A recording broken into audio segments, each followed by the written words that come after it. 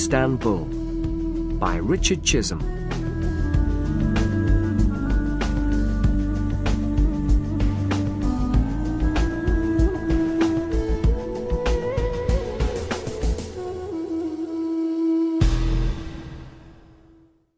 Chapter 1.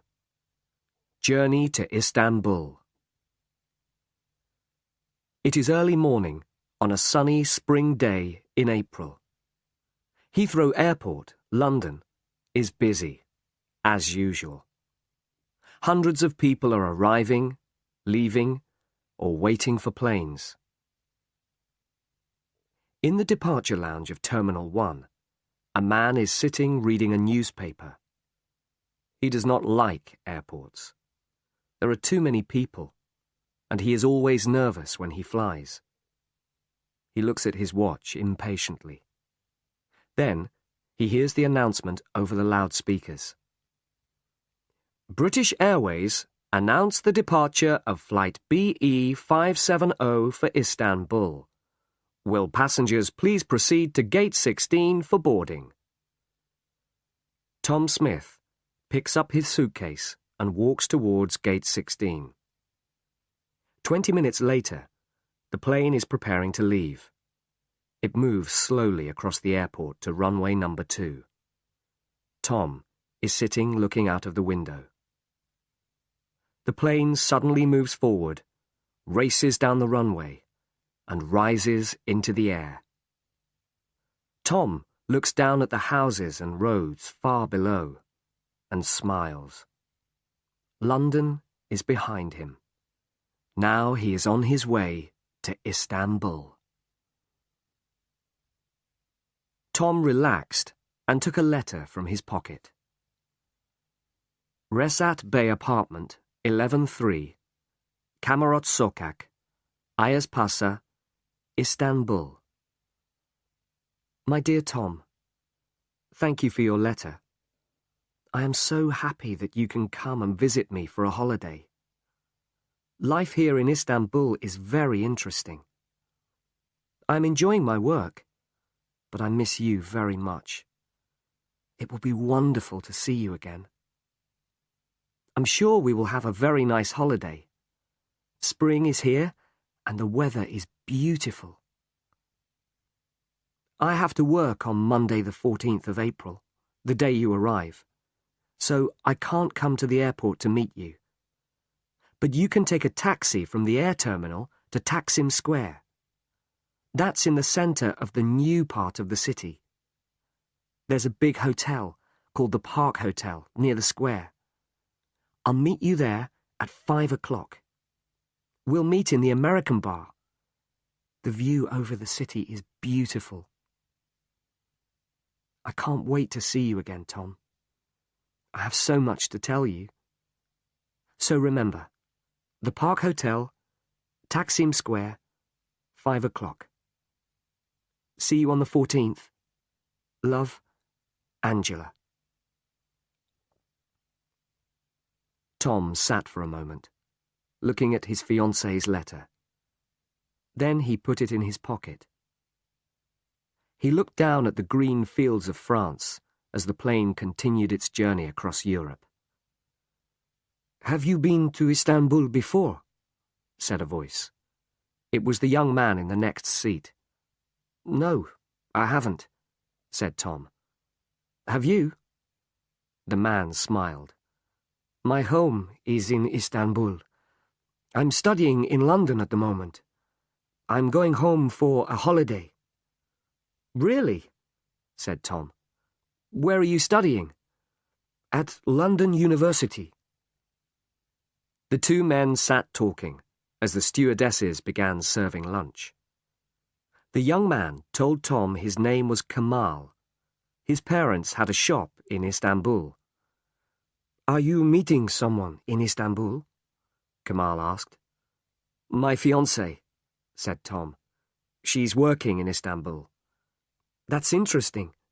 How long has she been there? She went to Istanbul 2 months ago.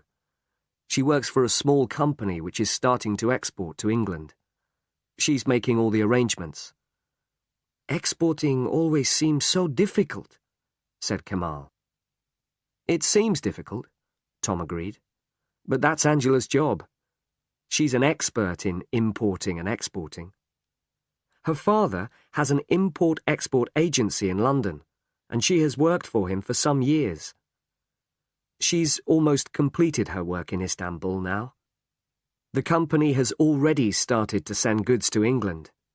She'll be coming back to London soon. What kind of goods do they export? Asked Kemal. All kinds of things. Brass ornaments, coffee pots, trays, leather, and onyx articles.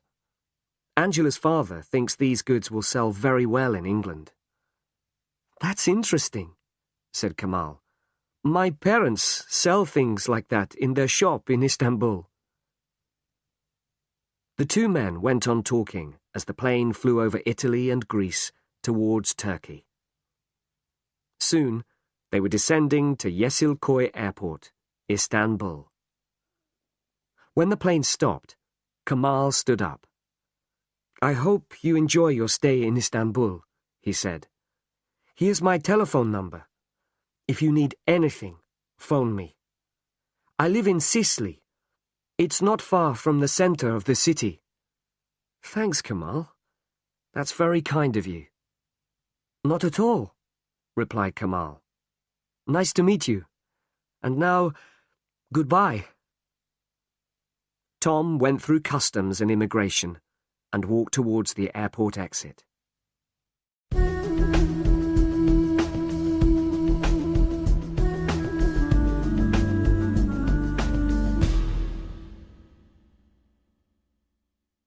Chapter 2. The American Bar. A bus for the city air terminal was waiting outside the airport. Tom got in and sat down beside the window. Other passengers got on, and the bus left the airport and drove towards Istanbul. Soon, they were driving past the houses and apartment blocks near the city. Then they passed the old city walls. Tom felt excited and looked at everything. He saw beautiful old mosques and street markets.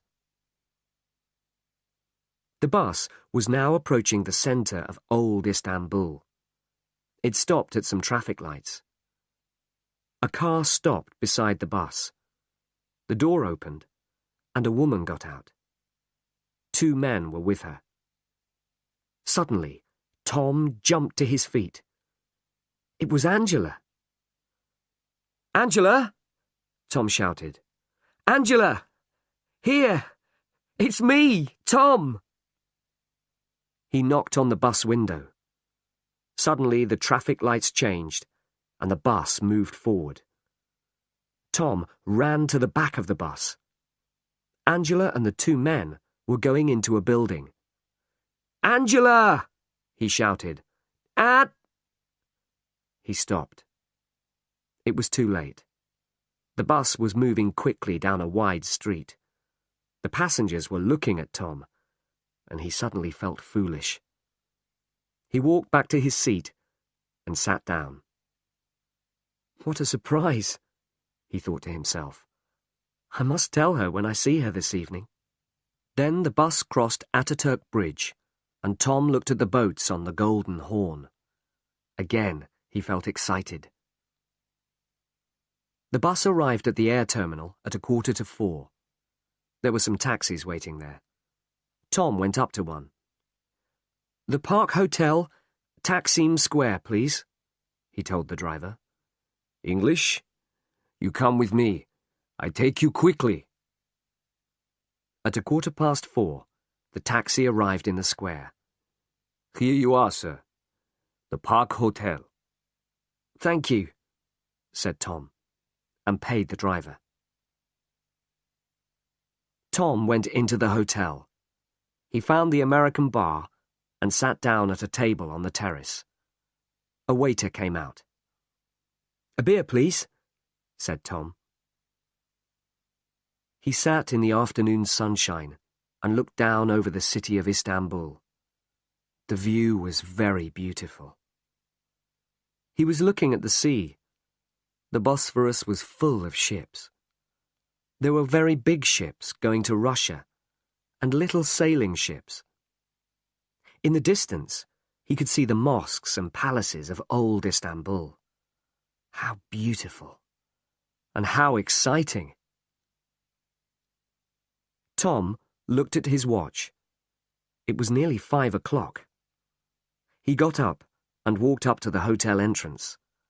There were lots of people going in and out of the hotel, but he did not see Angela anywhere. He went back to the bar and ordered another beer. "Come on, Angela," Tom said to himself. "Don't be late."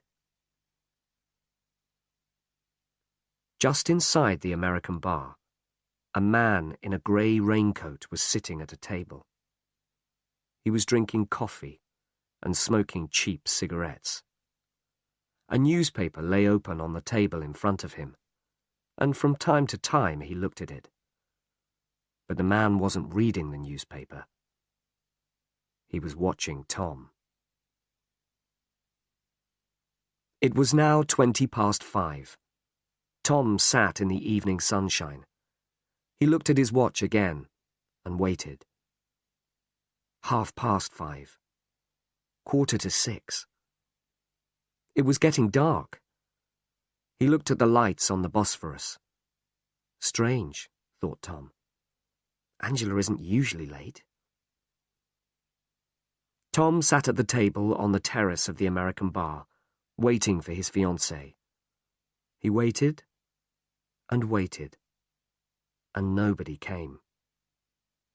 And the man in the grey raincoat sat patiently inside the bar, smoking and watching Tom. "Another beer, sir?" asked the waiter. "No. Bring me a black coffee, please." "Have you a telephone?" "Yes, sir. Inside." Tom went into the hotel. There was a telephone beside the reception. Tom dialed Angela's number.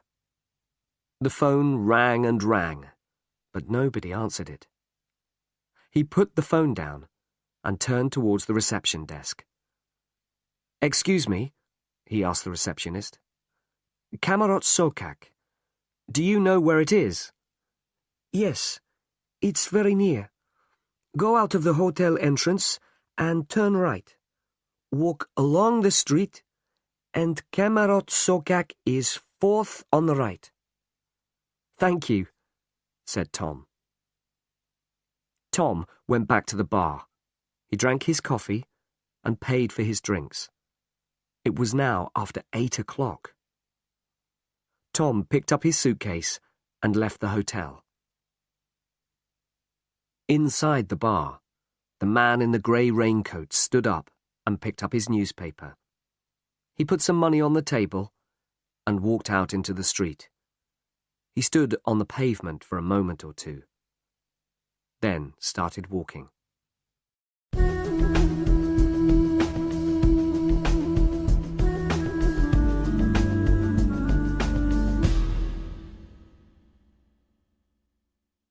Chapter 3. A Shock. Kamarot Sokak was a narrow, quiet street of old apartment buildings. Tom walked along the pavement, looking at the numbers on the doors. There was only one streetlight, and it was difficult to see. But finally, he found Angela's address, number 11. The building had a large glass door. Tom pushed it, but it was locked. There was no bell. He knocked on the door. Nothing happened.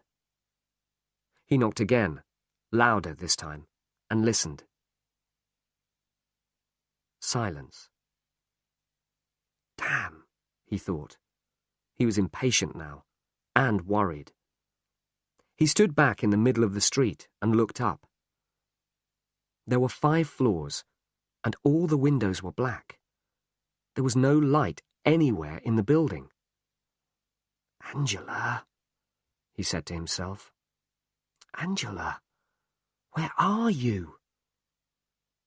A short distance away, the man in the grey raincoat stood in a dark doorway. He was watching Tom, watching every move he made. Tom did not know what to do. He knocked once more on the glass door.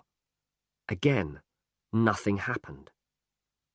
Finally, he picked up his suitcase. With a last look at the building, he turned and started walking back towards Taksim Square. Tom Smith, he thought to himself as he walked, you need a hot bath and a good sleep. Then you can decide what to do. The Park Hotel was expensive, but Tom remembered seeing one or two small hotels near Taksim Square. Finally, he was standing outside the Ankara Hotel. He went in.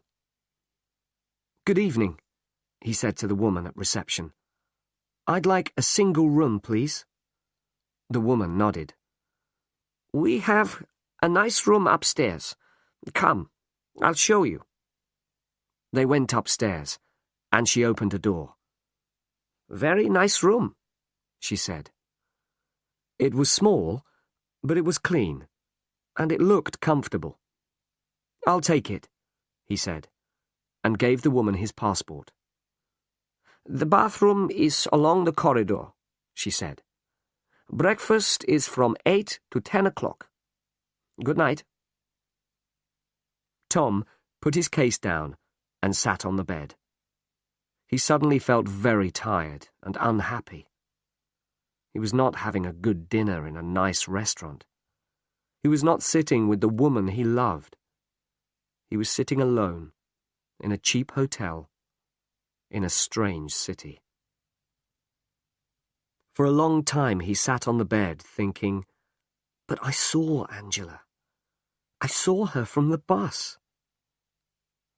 Finally, he stood up. "Okay," he thought.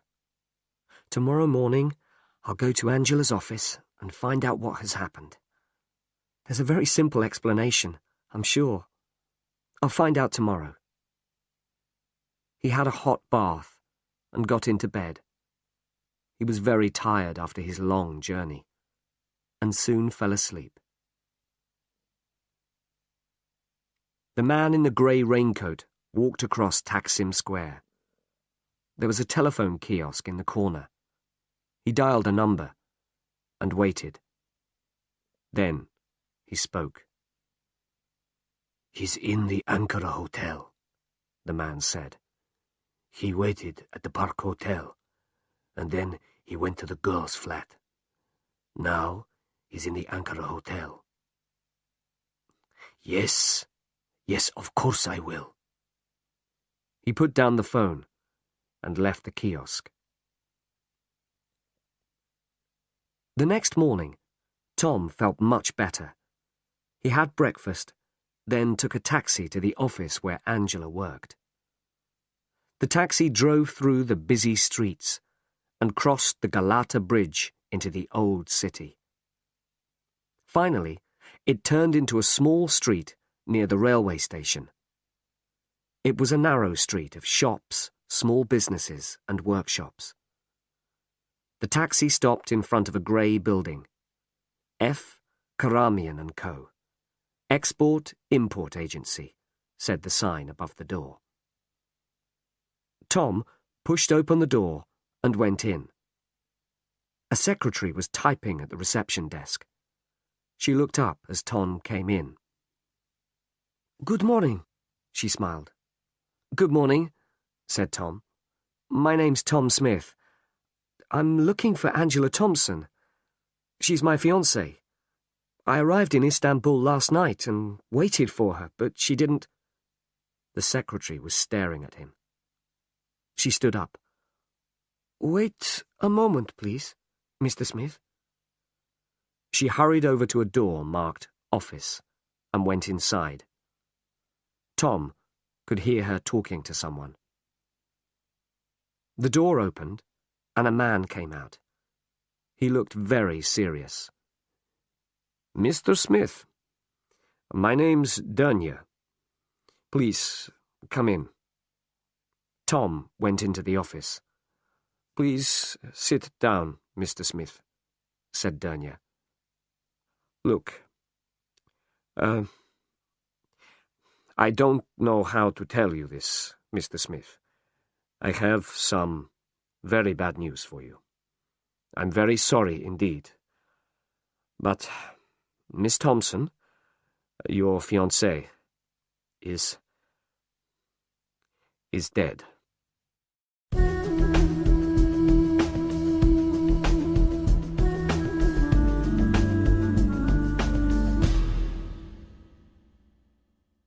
Chapter 4.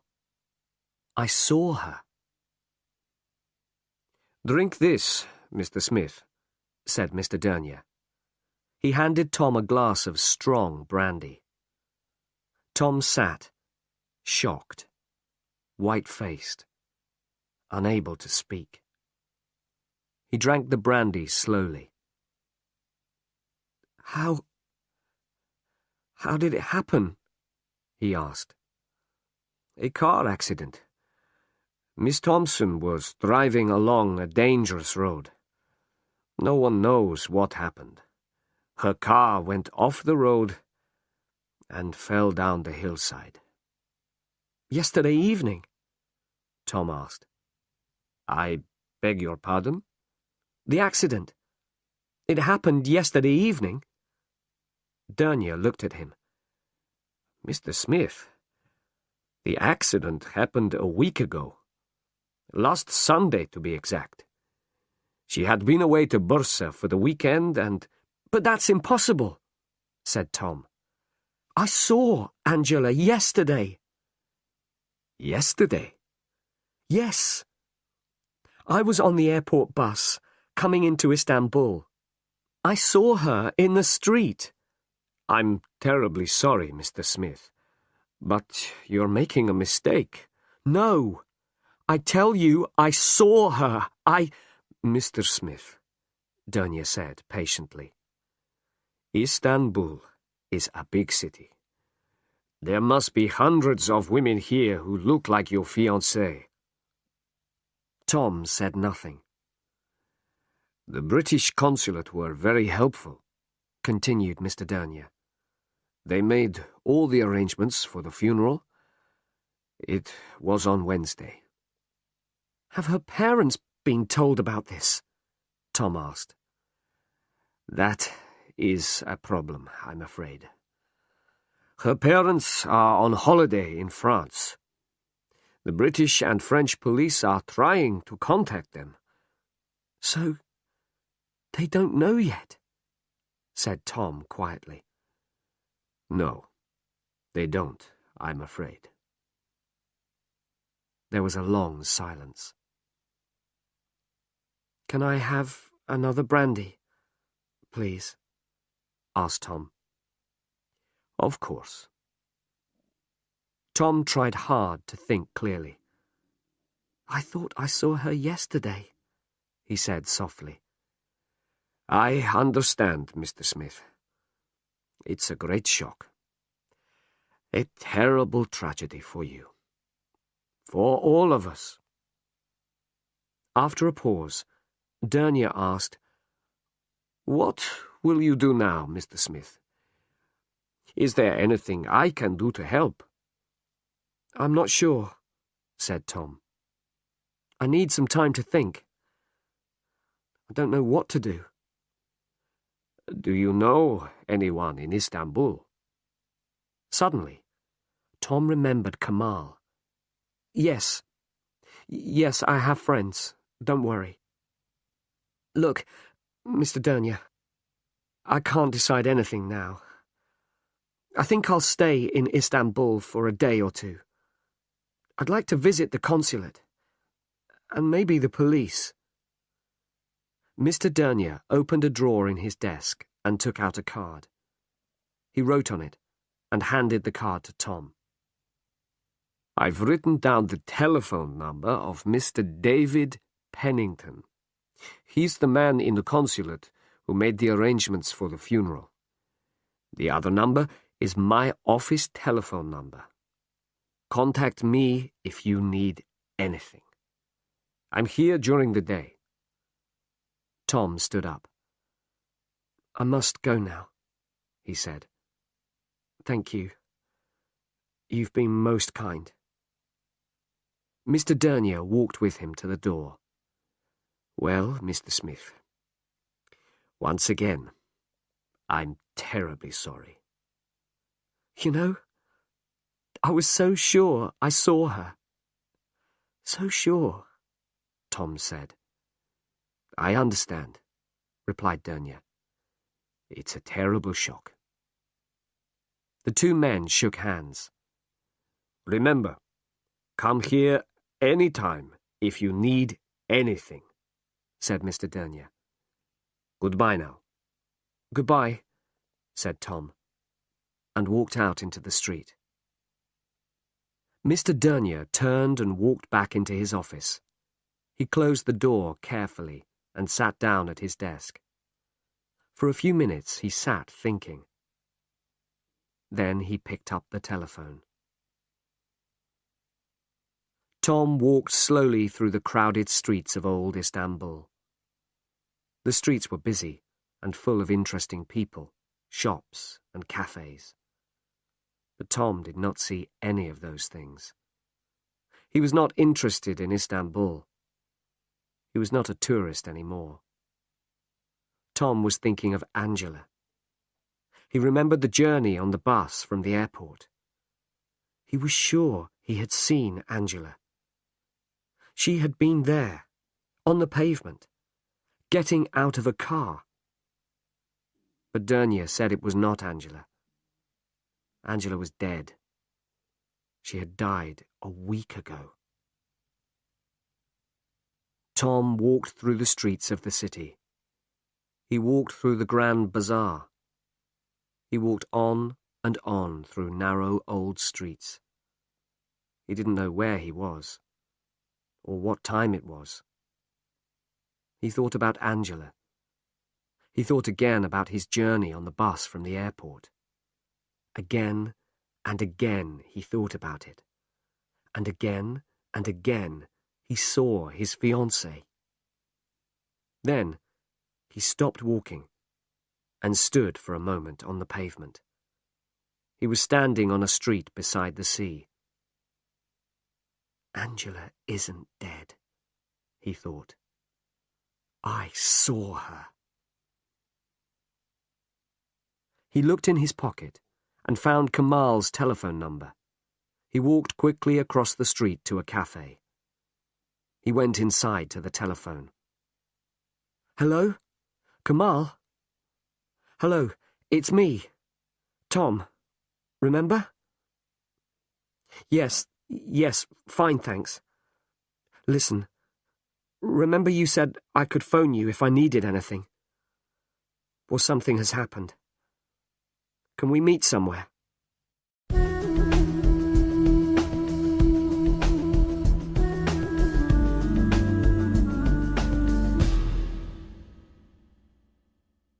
Chapter 5. A Disappointing Day. So, said Kamal, you really think you saw her, do you? Kamal and Tom were sitting in the American bar at the Park Hotel.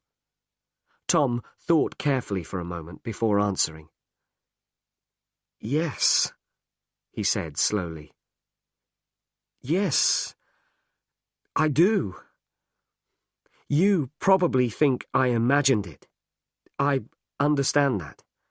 But I'm convinced I saw her. That's all. Kamal nodded. I can't stop thinking about yesterday, Tom continued. I close my eyes and I can see Angela there on the pavement. I can't forget that. Listen, Tom, said Kamal.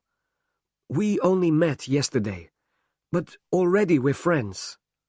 You're in my country. You're my friend. And you need help. If you think you saw Angela, that's enough for me. I believe you. Now we have to decide what to do.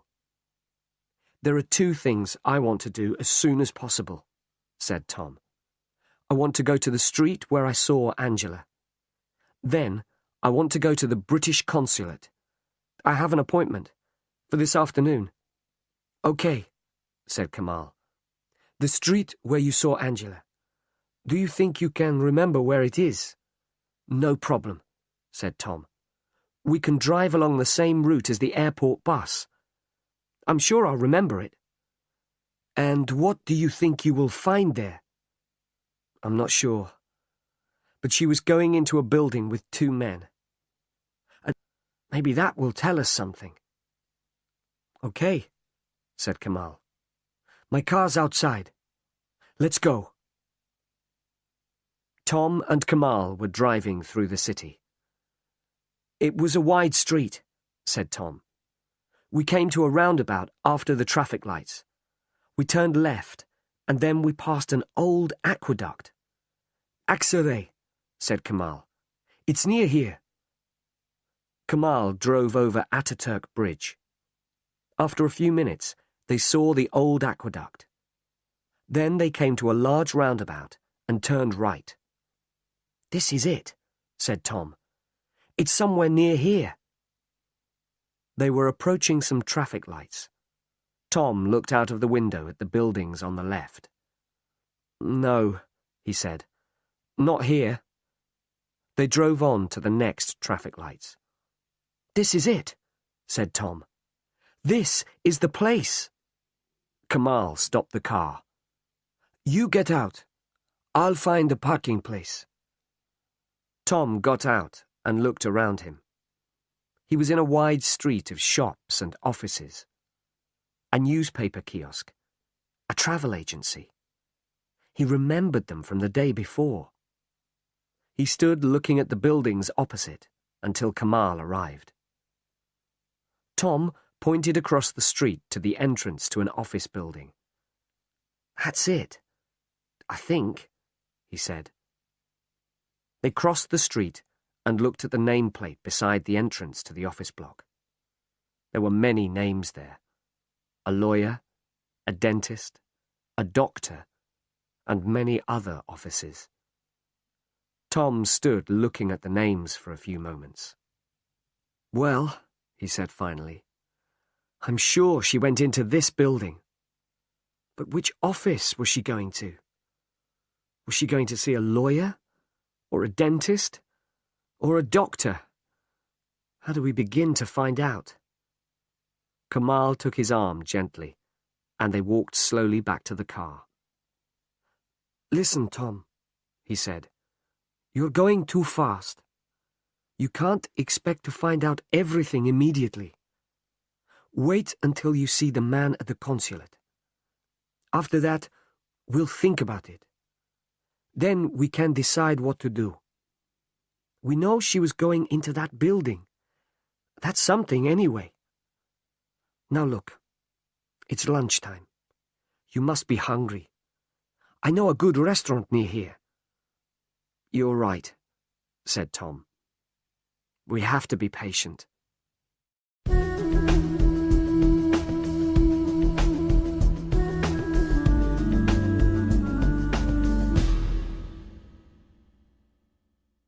Chapter 6. Visit to the consulate.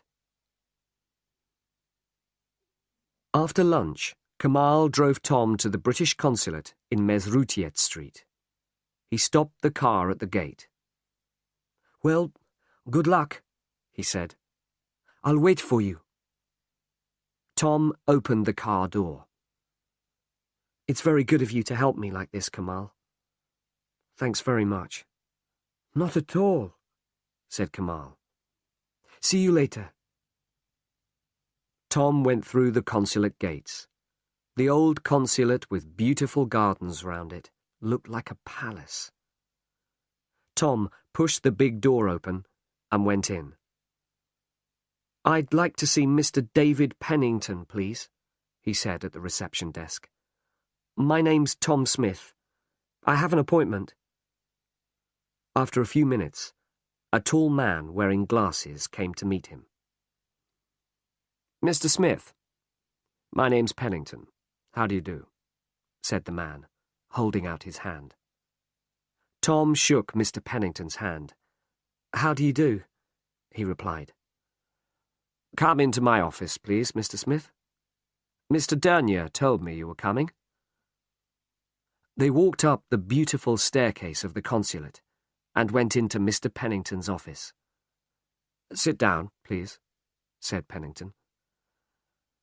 Mr. Smith, I'm very sorry about your fiancée. It was a great tragedy. Please accept my condolences. Thank you, said Tom. Mr. Pennington took 2 files from his desk. This is our report on the accident, he said, and this is the police report. I can give you copies of these, but perhaps you'd like to ask me some questions first. Tom thought for a moment. Mr. Pennington, he said, I think I saw Angela yesterday. Pennington stared at Tom. There was silence in the room. Pennington looked down at his desk. Then he looked at Tom again. Tom was able to hear the noise of the traffic in the street outside the gardens. For a long time, Pennington said nothing. At last, he spoke. Mr. Smith, he said, I don't think you fully understand. Your fiancée— I know, Tom interrupted. Angela was killed in a road accident last weekend. Her funeral was last Wednesday. Mr. Dernier told me that this morning.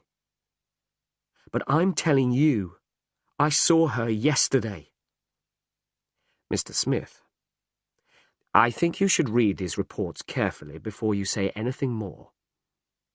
He passed the files over to Tom. Can I get you a cup of tea or something? A cup of tea would be nice. Thank you. Pennington left the office. He came back a few minutes later with some tea. There was silence in the room while Tom read the reports. Presently, he looked up. After the accident, Tom asked Pennington, how did they identify the body? That was difficult, said Pennington. As you know, the accident happened on a dangerous road about 200 kilometers from here.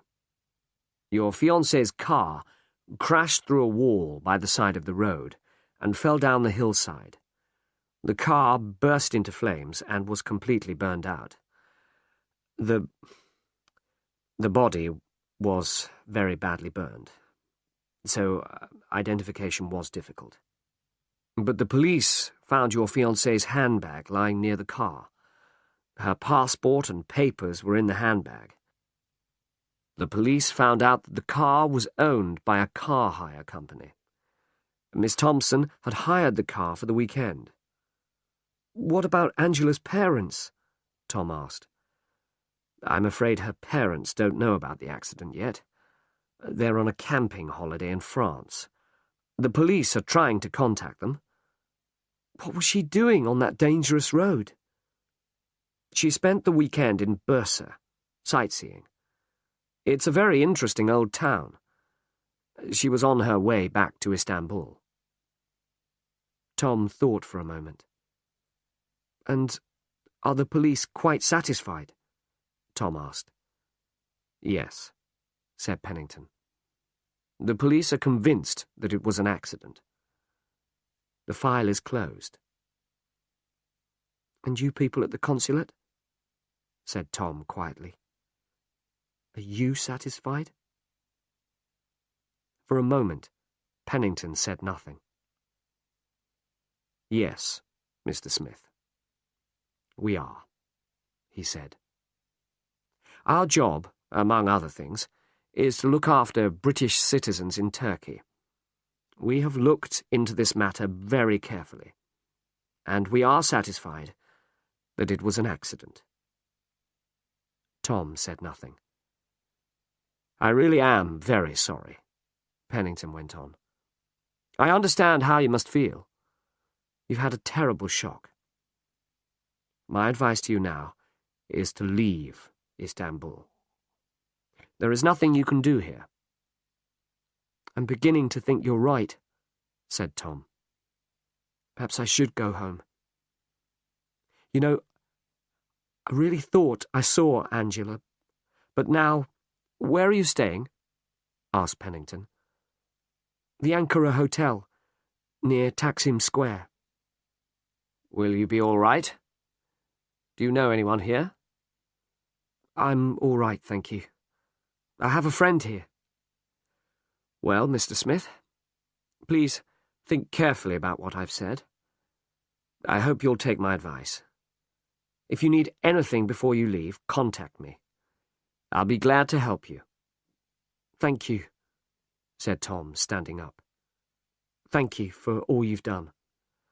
Not at all, said Pennington. I'm sorry your visit to Istanbul wasn't a happier one. Have a good journey home. Goodbye. The two men shook hands, and Tom left the consulate.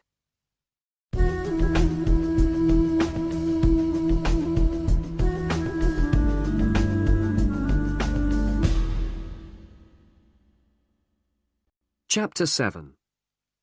The Man in the Grey Raincoat. Kamal was waiting in the car outside the consulate gates. What did he say? Kamal asked as Tom got in the car. The same as Dernya, Tom replied. It was an accident. Angela's dead. The file is closed. Kamal started the car and drove away from the consulate. Mr. Pennington advised me to go back to London, Tom continued. I'm beginning to think he's right. Kamal said nothing. The police think Angela is dead, and the people at the consulate do too. I'm the only person who doesn't think she's dead. So what am I going to do? Stay here in Istanbul? Go home? Really, I just don't... Now wait a minute. Wait a minute, Tom, said Kamal. How long have you been in Istanbul? Not very long. You've been here less than 24 hours. And what has happened to you in this time? You've had a terrible shock. You've been told that your fiancée was killed in an accident a week ago. But you are sure you saw her from the bus last night. So now you are confused, and you don't know what to do. That's right, isn't it? Tom nodded his head slowly in agreement. Well, I'll tell you what you are going to do, Kamal went on. You're going to come with me to the Topkapi Palace. We can walk through the beautiful gardens there and think about everything carefully. Then we can decide what to do next. Tom smiled. You're right, of course. It has been a difficult day. Exactly, said Kamal. Now it's time to relax a little. They were driving down narrow streets to the Golden Horn. This is the Galata Bridge. It crosses the Golden Horn, said Kamal. Look, isn't it beautiful? They drove slowly across the bridge in the bright sunlight. It is beautiful, said Tom, looking out across the Bosphorus. Very beautiful. They continued across the bridge, turned left, and drove past the railway station. A few minutes later, they came to Santa Sofia, one of the oldest and most beautiful buildings in Istanbul. It was once a church, then a mosque, and now it is a museum. We'll leave the car here, said Kamal. First, I'm going to show you the Palace of Topkapi. They got out of the car in a large park. They were standing in front of the first gate of the palace. The Sultans of Turkey used to live in Topkapi Palace, Kamal explained. Kamal and Tom bought an entrance ticket. They walked through the gate into the gardens of the palace. "This is the first courtyard of the palace," went on Kamal. "Over there are the royal kitchens, and over there the harem. That's part of the palace where the women lived." They were walking down a wide path. Kamal looked round, and then he took Tom by the arm. "Walk a little faster," he said quietly. Tom saw that there was a strange look on Kamal's face. "Is anything wrong?" he asked. "Keep walking," said Kamal, "and don't look back." They walked across the courtyard towards the second gate of the palace. "Kamal, what's wrong?" said Tom quickly. "Someone is following us," answered Kamal. "Someone following us?" said Tom. "What do you mean?" "There's a man in a grey raincoat walking behind us. I saw him when we came into the palace. I wasn't sure at first, but I am sure now." They walked on, and then ran through the second gateway. Kamal looked back. The man was still following them. "This way, quickly." Kamal led Tom to the entrance of the treasury. Inside, it was very crowded, and it was also dark after the bright sunshine. "We're going to separate now," said Kamal. "The man won't be able to follow both of us. You take a taxi back to your hotel. Have you got some money?" "Yes," said Tom. "Right, I'll phone you this evening." "What are you going to do?" asked Tom. "I'm going back to my car." "Be careful," said Tom. "You too," said Kamal. "See you later."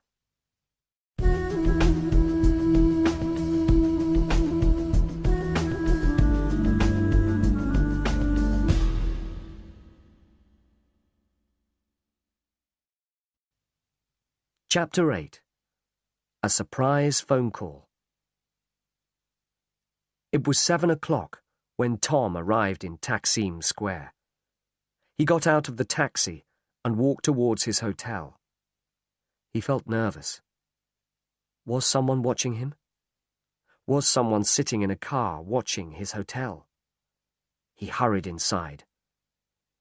"Good evening," said the woman at reception. "Good evening," said Tom. He took his room key and went upstairs. He locked his door, took off his shoes, and lay down on the bed. He felt tired, but nervous and excited at the same time.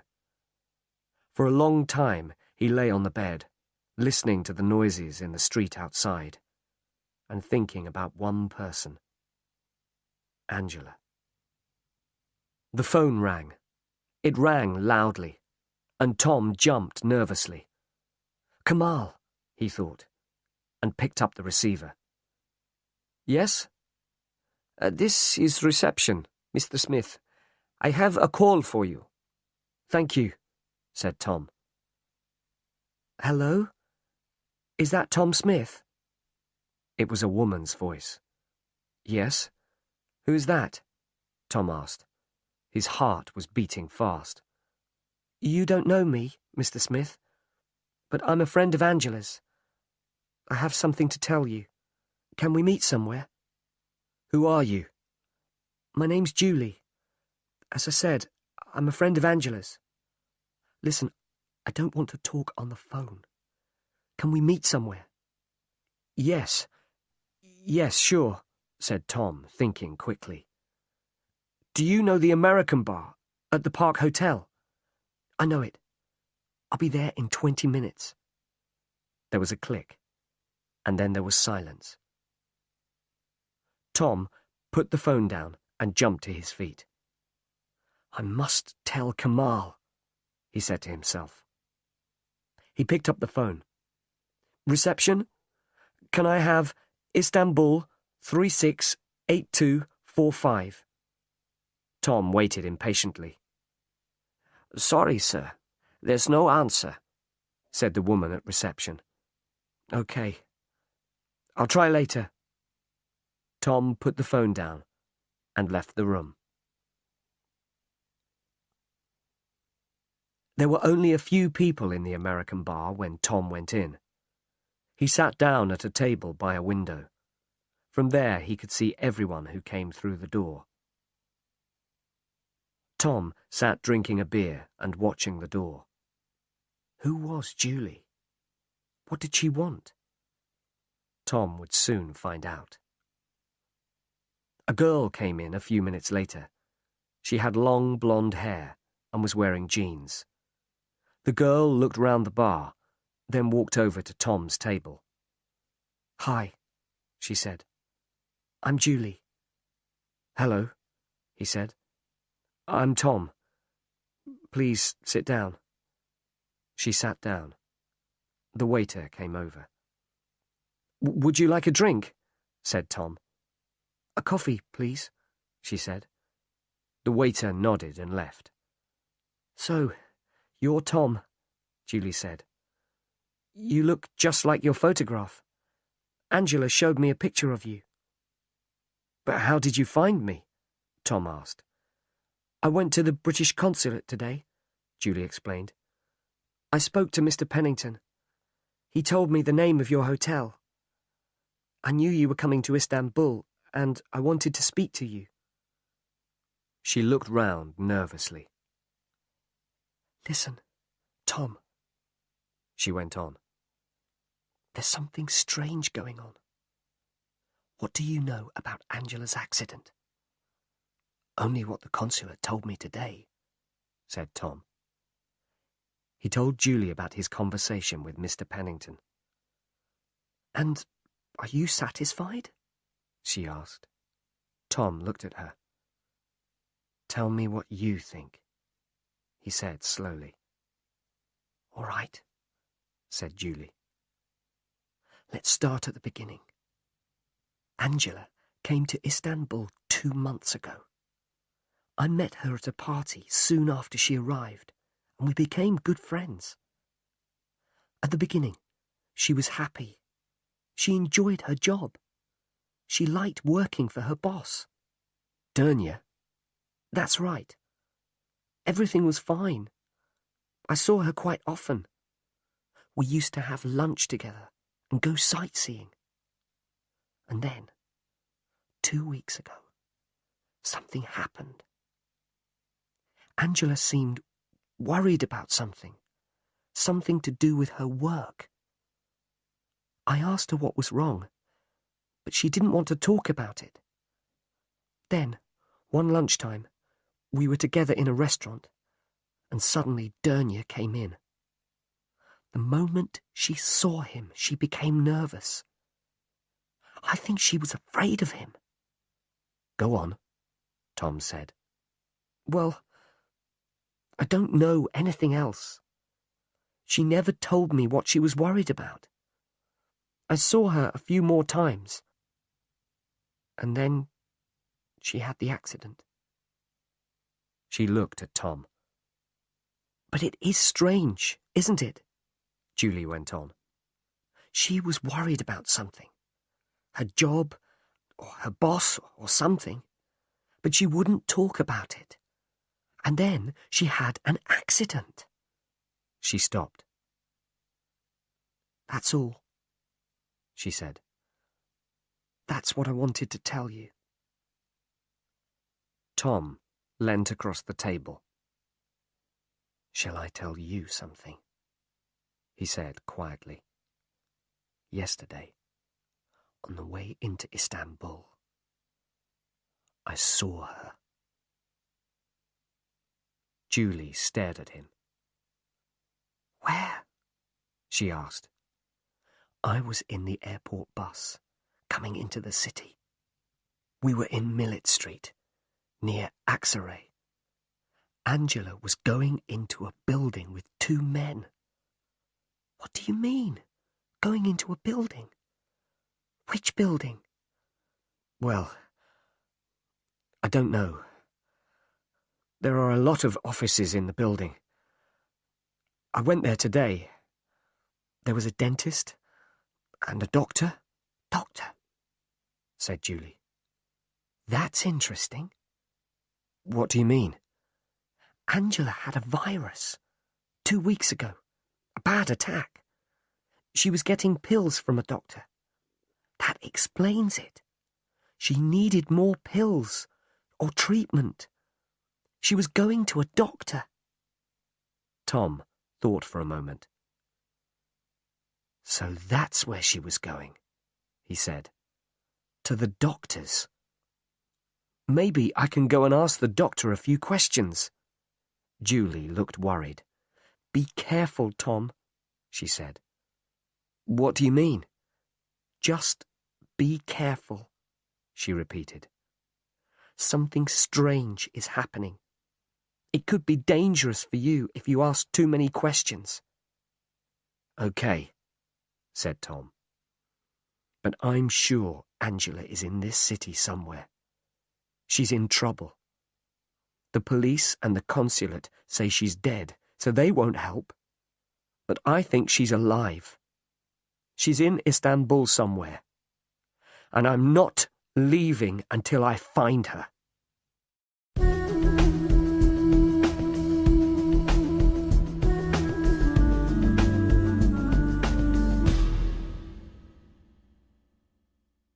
Chapter 9. Goodbye, Mr. Dernier. Later that evening, Tom phoned Kamal. He told him about his meeting with Julie. Kamal listened while Tom explained what had happened. Okay, he said when Tom had finished. Listen, I think I understand what's happening. Angela was working for Dernier, right? Yes. And then she was worried about something. Something at work, right? Yes. Okay. And then she had her accident. But it wasn't an accident.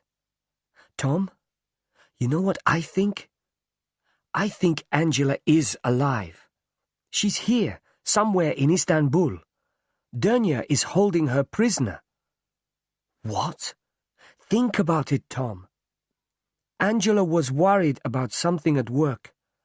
We think it was something to do with Dernier and his export business. And now she has disappeared. But she isn't dead. There was no car accident. Dernier is holding her prisoner. I'm sure of it. But, began Tom, I don't...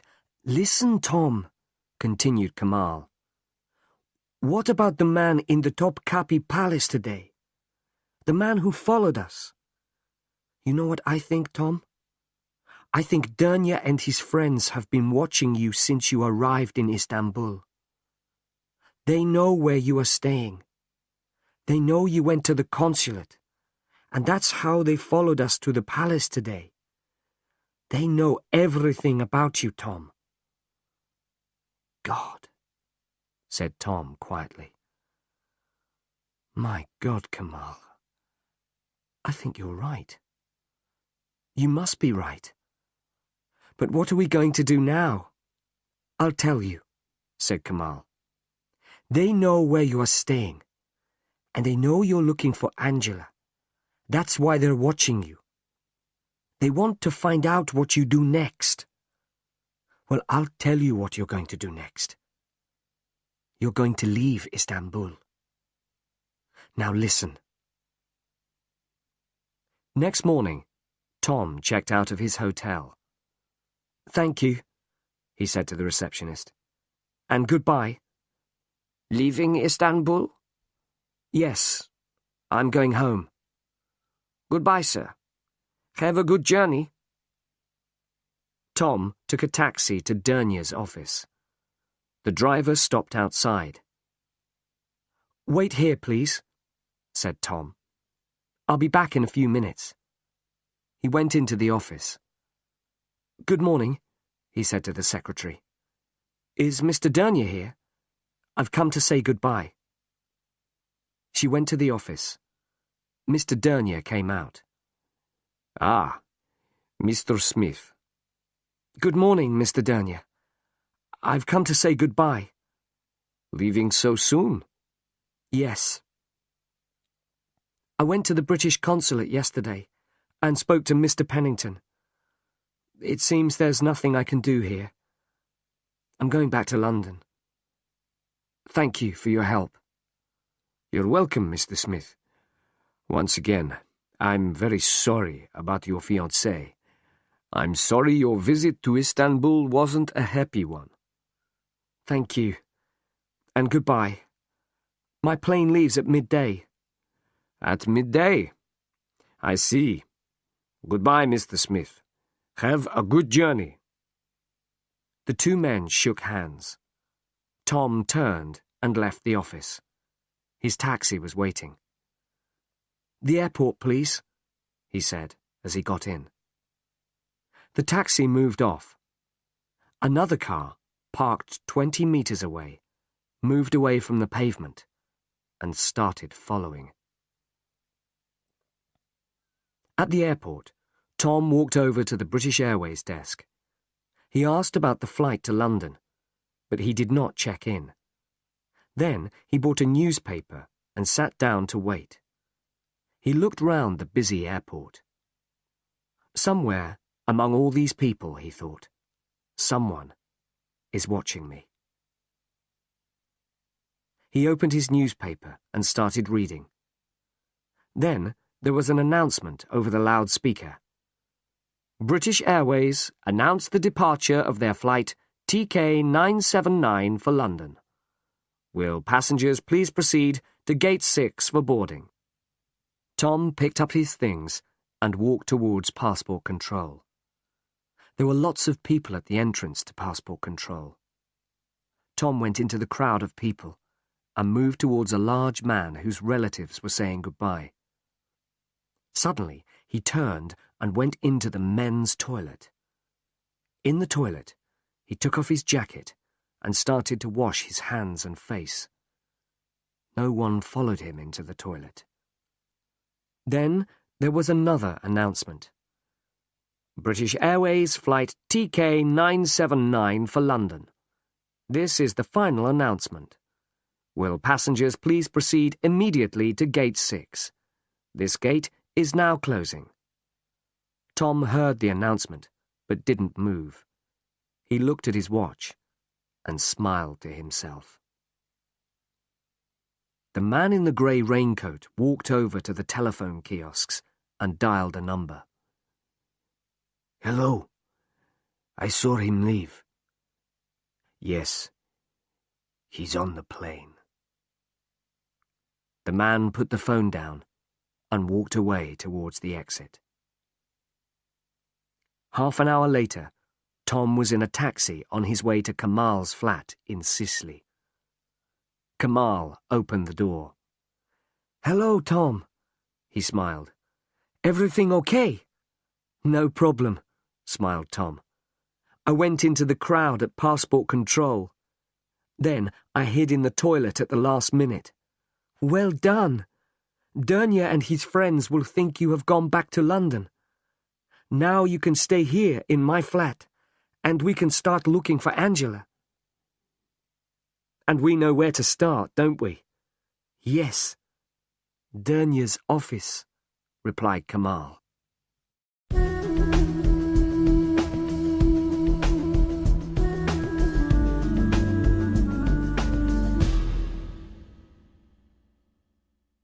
Chapter 10. An important discovery. Kamal and Tom had something to eat. Then they sat down and made their plans for the evening. "We'll watch Dernier's office this evening," said Kamal. "When he comes out, we'll follow him. Then we'll find out where he lives." "Won't that be dangerous for me?" asked Tom. "He knows me, remember? What if he sees me?" Kamal smiled and stood up. "I've thought about that, and I've got just what you need. Look!" Kamal opened a drawer. "Put this on," he said. "A wig?" said Tom. "And a false moustache, too. Go on, try them on." Tom put on the wig and moustache. He looked in the mirror. "No one will recognize me now," he laughed. Not even my own mother. Good, said Kamal. And if you also wear dark glasses, you will be completely disguised. It was 7 o'clock, and the shops and small businesses in the quiet street were closing. Tom and Kamal sat in the car, waiting patiently. He'll be leaving soon, said Tom. Further down the street, they could see the entrance to Dernier's office. They sat in silence, watching. Time passed slowly. 7:10. 7:15. Then, suddenly, "There he is," whispered Tom. "That's him." Dernier came out of his office and locked the door carefully behind him. He looked along the street, then walked over to a grey Mercedes car and got in. The Mercedes moved away from the pavement and drove along the street. It turned right onto the main road. "Let's go," said Kamal, and drove down the street. They turned right, following the Mercedes. The main road was busy, and they drove along in the traffic. "There it is," said Kamal. "About 50 meters away, in front of that taxi." "Careful," said Tom. "Don't drive too close. Stay behind the taxi."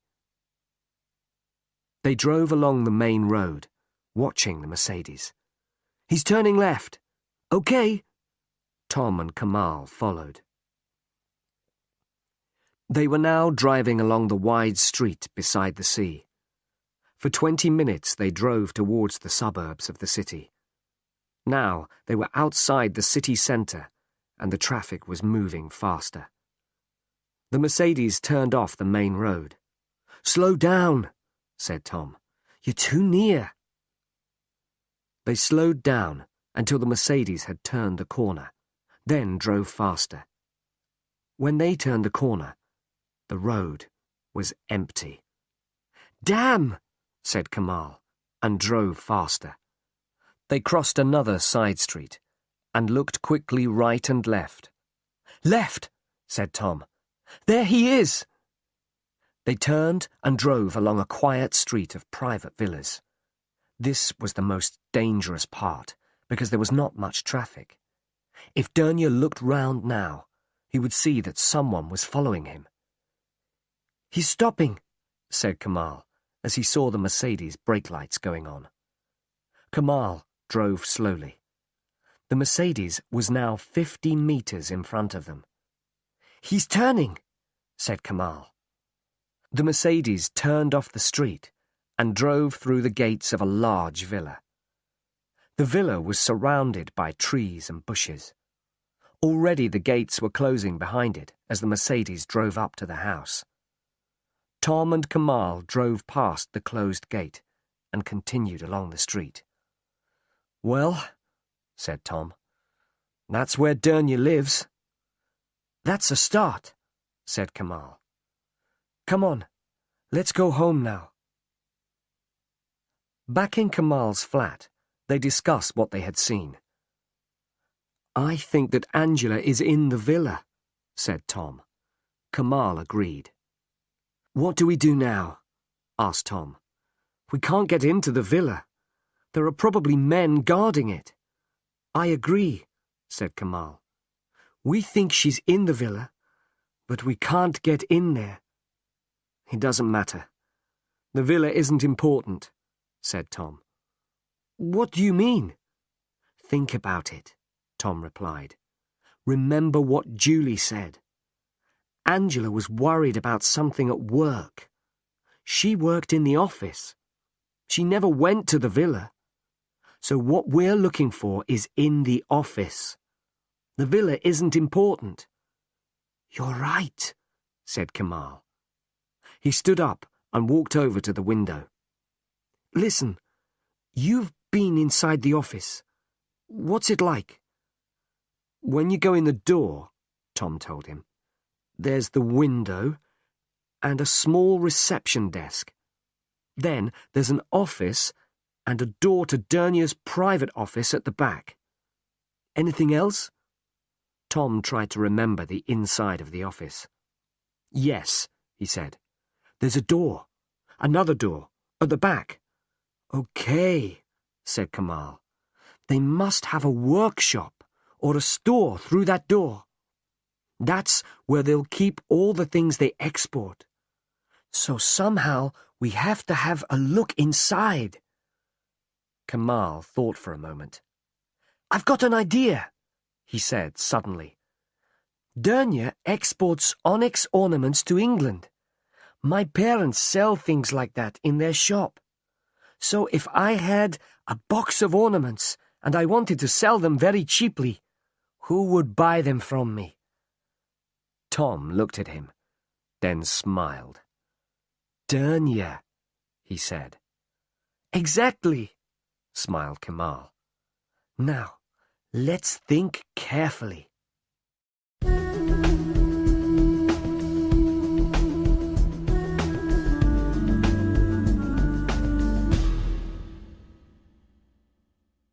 Chapter 11.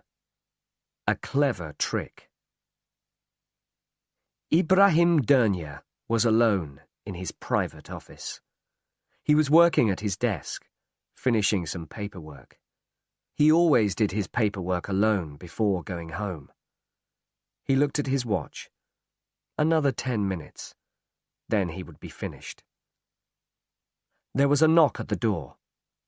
Dernier looked up from his papers. He didn't move. There was another knock, louder this time. He put the papers in his desk and locked it. Then he got up and went out into the office. He could see a man outside, standing in the doorway. "We're closed," he said through the glass door. "Come back tomorrow." I'm sorry, said the man. It's urgent. Please? Dernier was annoyed. He unlocked the door and opened it. "We're closed. Can't you see?" I'm very sorry to bother you, said Kamal. but I was hoping to find someone here. I have a problem. You see, I need some money, quickly. I must have it tomorrow morning, early. It's for...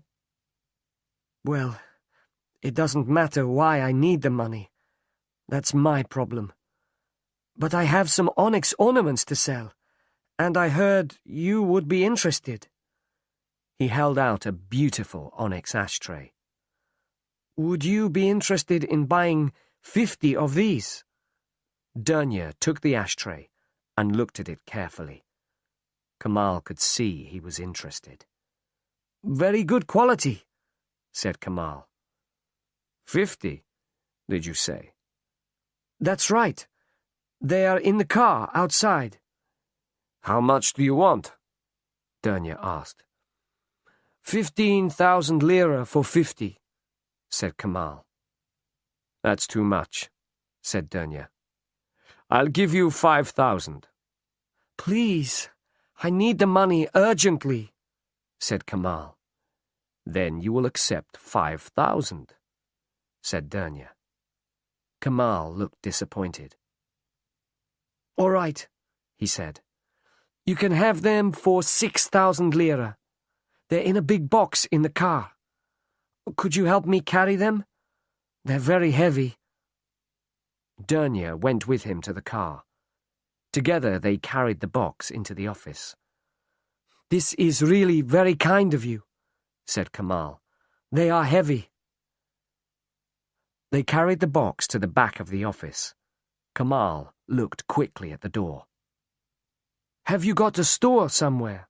He asked. I'm sure you don't want the box in your office. Dernier thought for a moment. He looked at the large box in his small office and said, "One moment." He took a key from his pocket and unlocked the door. They picked up the box and carried it through into the workshop. It was a long, wide room, with windows on one side. There were a lot of articles in the room. Onyx tables, lamps, ornaments, brass and leather articles. On a workbench, There were rows of tools and cutting equipment. "This is fine," said Dernier. "Put it down here." They put down the box. Dernier took out his wallet. 6,000 lira, he said. At that moment, the telephone in his office rang. Dernier looked annoyed. "Excuse me one moment," he said to Kamal. He went back to his private office. Kamal looked at his watch and smiled as Dernier disappeared through the door. Quickly, he looked round the workshop. There was a door at the other end. He looked out of the windows. Outside, there was a small courtyard, and at one end of the courtyard, a wall, 2 meters high. On the workbench, at the end of the workshop, there were several onyx table lamps. Kamal looked quickly at them. They had been cut in half with a cutting instrument. The inside had been removed. Kamal looked closely. Suddenly, Kamal heard Dernier say goodbye. He turned quickly away from the workbench. "Sorry to keep you waiting," Dernier said as he came back in. "Not at all," said Kamal. "I can see you're a very busy man." Dernier counted out 6,000 lira.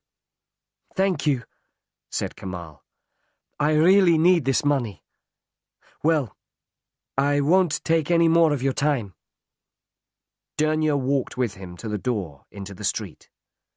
"Thanks again," said Kamal. "Good night." "Good night," said Dernier, and closed the door. Kamal went back to his car and drove home.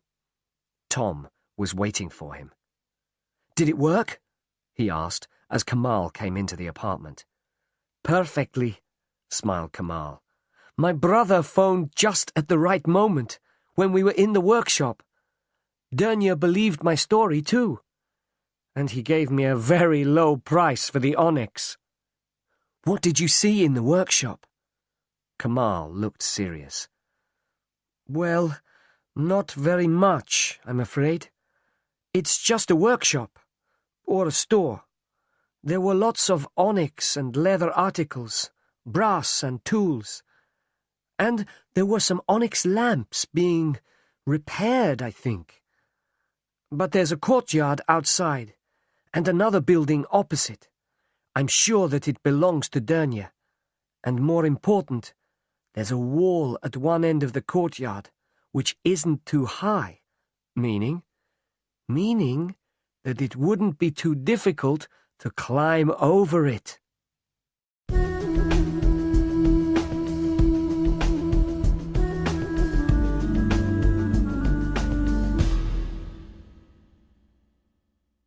Chapter 12. Disaster. The next morning, after breakfast, Tom and Kamal sat looking at a street map of Istanbul. "Look here," Kamal said. He pointed to a small street. "Dernier's shop is in this street. Now look at the street behind his shop. We'll have to find a way into the courtyard from that side." "Do you know that part of the city?" asked Tom. "Not very well. As far as I remember, there are only offices, warehouses, and workshops there. At night it will be quiet, but we'll have to be very careful." "Okay. We'll do it tonight," said Tom. They left Kamal's flat in Sicily at 10 o'clock and drove across the city to Dernier's shop. They parked the car 2 blocks from the workshop. There were not many streetlights there, and it was dark. "Come on," said Kamal. "We must walk from here." They walked along the dark streets. They were both wearing dark clothes. They came to the street which ran behind Dernier's workshop and courtyard. "You see?" said Kamal quietly. "Only offices, warehouses, and workshops. Nobody lives in this street. The courtyard must be up this alleyway. behind these buildings." They looked up and down the dark street. No cars. No one in sight. "Let's go," whispered Kamal. They walked quickly up the alleyway. Tom's heart was beating fast, his mouth dry with fear. They stood behind one of the warehouses, beside the courtyard wall. Somewhere in the distance, a dog barked. "Help me up," whispered Kamal. "Quietly." Tom stood with his back against the wall. He held his hands together. Kamal put his foot in Tom's hands and reached up. "Okay," Kamal whispered. Kamal looked carefully over the wall. The courtyard was empty. Kamal pulled himself up and sat on top of the wall. "Give me your hand," whispered Kamal down to Tom. "I'll pull you up." Tom reached up. Kamal took his hand and pulled. Tom put his other hand on the top of the wall and climbed onto the wall beside Kamal. Kamal dropped silently to the ground in the courtyard. Suddenly, there was a noise. It came from inside the workshop. Kamal pointed to the side. They hurried silently over to the wall and waited. Another noise. A door opened and closed inside the workshop. A light came on in the workshop and shone out across the courtyard. Tom and Kamal stood frozen against the wall. They expected a door to open and men to run out into the courtyard. But nothing happened. They heard people talking and moving about inside. Kamal put his mouth close to Tom's ear.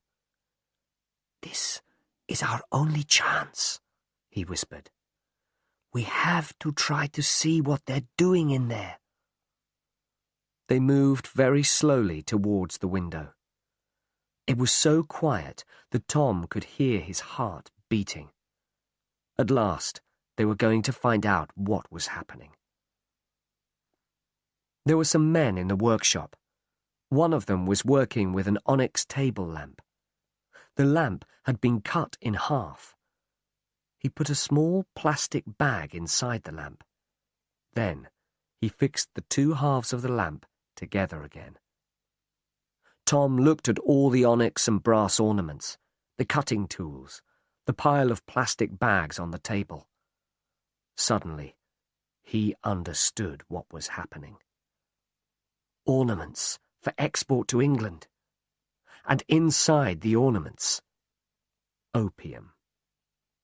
"So that's it," he whispered to Kamal. "They're smuggling drugs in the ornaments." Tom stepped back from the window. Perhaps he was excited by what he had seen. Perhaps he forgot where he was. But suddenly, he put his foot on a stone and slipped.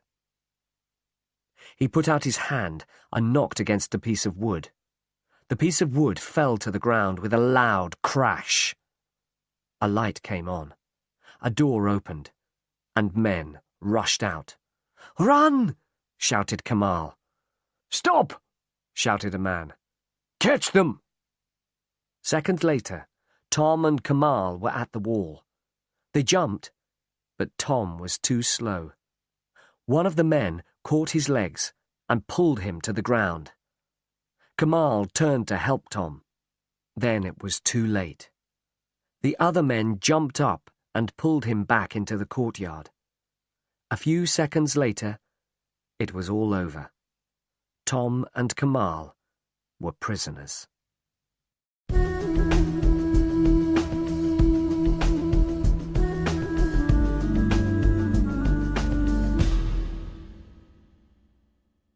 Chapter 13.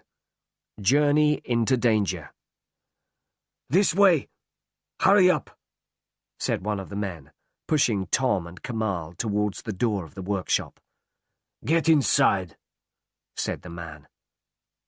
Tom and Kamal stepped inside and stopped, shocked. Dernier was standing in the workshop. He had a gun in his hand. For a few seconds, he stared at them silently. "Well, well," he said slowly. "Our friend the Englishman. Very clever. Oh, yes, very clever.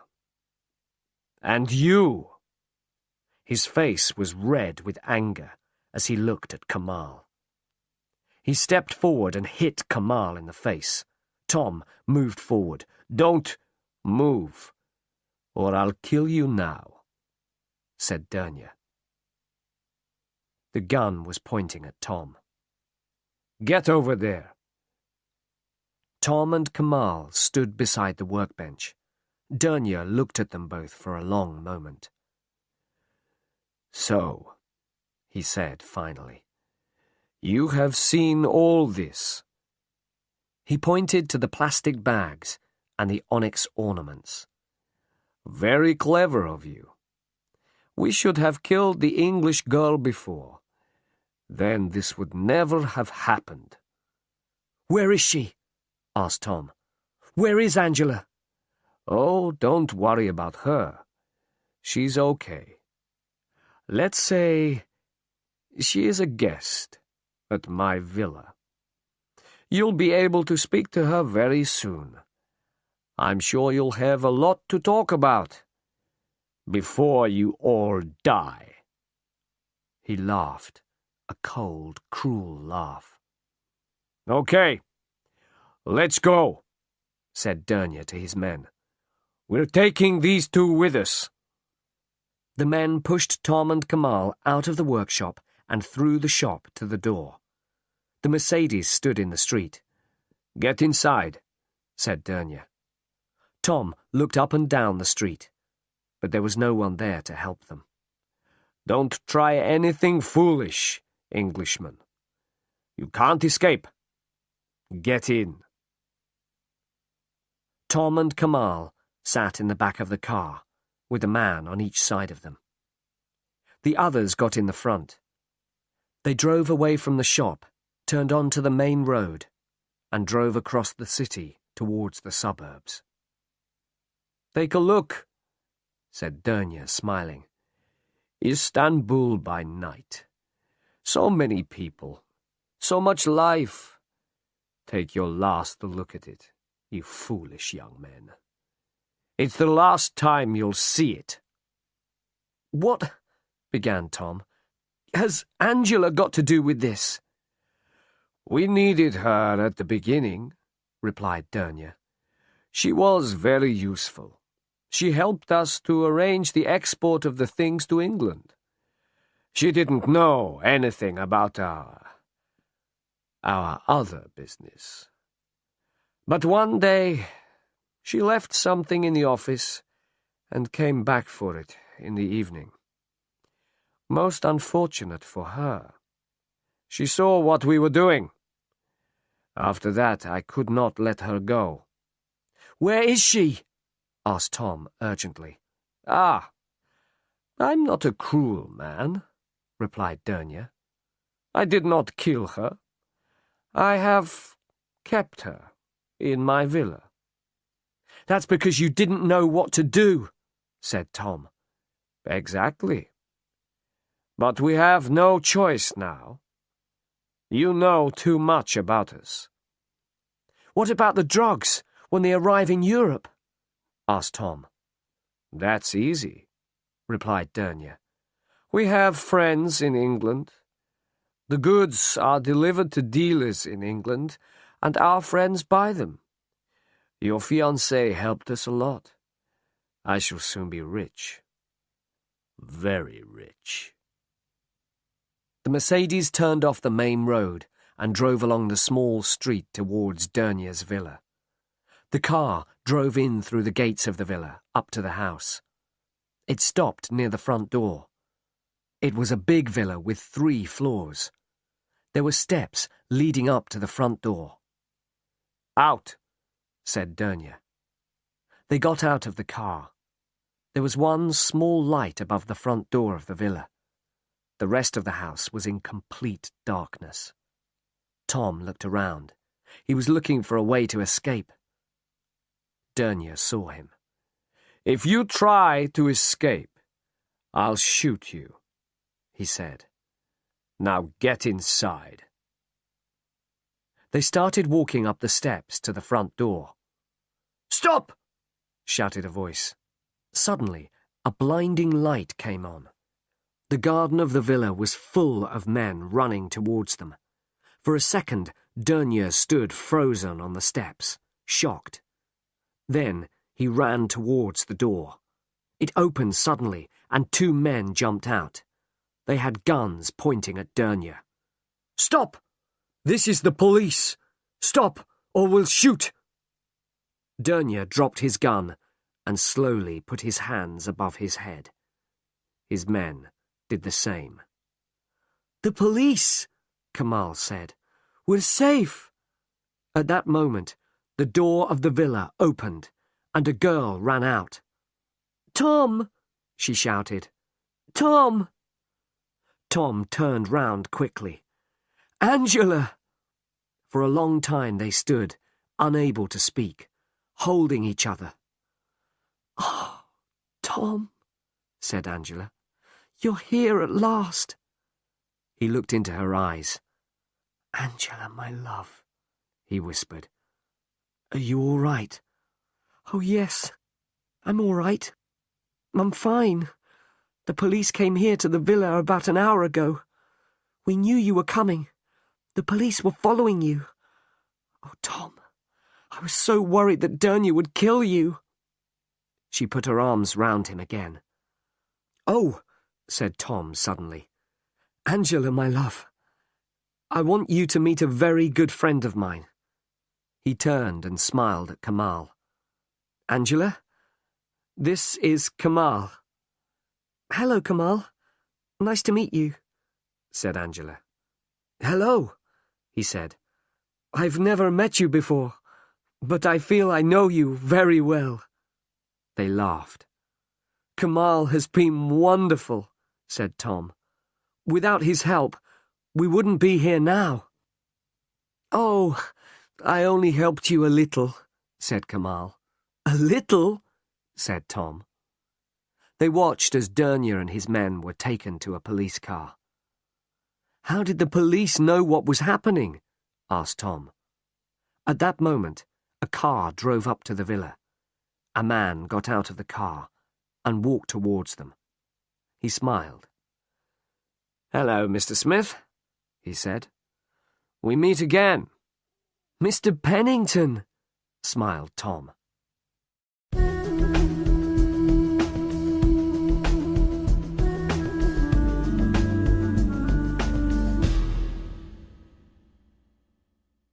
Chapter 14.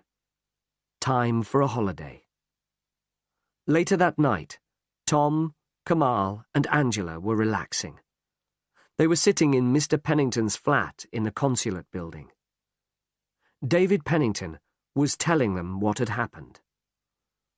"Julie came to see me here at the consulate," he explained. "She told me about her conversation with Tom. Then I was convinced that Tom's story was true. I contacted the Turkish police again. After that, I tried to contact you, Tom, but you had left your hotel. We thought you'd gone back to England." "No," smiled Tom. He looked at Angela. "I had some urgent business here in Istanbul." They all laughed. "How did they treat you in the villa?" asked Tom. "They treated me very well," replied Angela. "When my virus was very bad, they took me to the doctor. But I was terribly worried on the Monday you were arriving in Istanbul. Dernier knew you were coming because I had told him earlier, and I knew he was going to send someone to follow you. I was terribly worried." "They made a big mistake when they took you to the doctor," said Tom. "If I had not seen you from the bus—" "Don't," said Angela. "Don't even think about it." "What about the car accident?" said Kamal. "How did they arrange that?" I wonder whose body was in the burnt-out car. There was silence while they thought about that.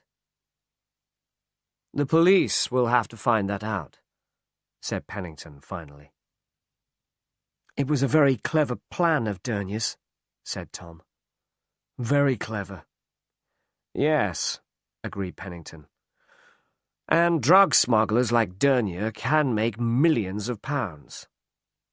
Well, it's over now, said Angela. She turned to Tom. Do you remember the letter I wrote to you, Tom? I said that life here in Istanbul is very interesting. I was right, wasn't I? They all laughed. Yes, said Tom. A little bit too interesting for me. After all this, do you know what I want? What?